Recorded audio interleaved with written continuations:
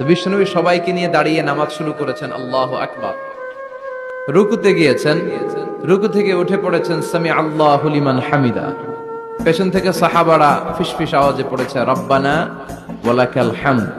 একজন সাহাবা অতিরিক্ত আরো 4টা তাসবিহ বাড়িয়ে পড়েছে, হামদান কাসীরান তাইয়িবান মুবারাকান ফি।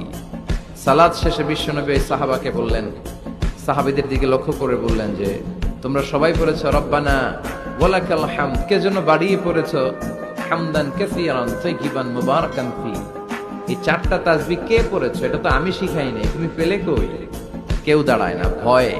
বিশ্বনবী অভয় দিলেন, ভয় পেও না, দাঁড়াও। একজন দাঁড়িয়ে বলল, ইয়া রাসূলুল্লাহ, আমি আল্লাহর তাসবিহ কম কম পড়লে আমার পোষায় না, আমার পড়তে মনে চাই বেশি বেশি, এজন্য আমি নিজ থেকেই 4টা তাসবিহ বানিয়ে পড়েছি। বিশ্বনবী বললেন, ভয় পেও না, তোমরা তো দেখোনি আমি সালাতরত অবস্থায় দেখেছি বিদউ ওয়া সালাসুনা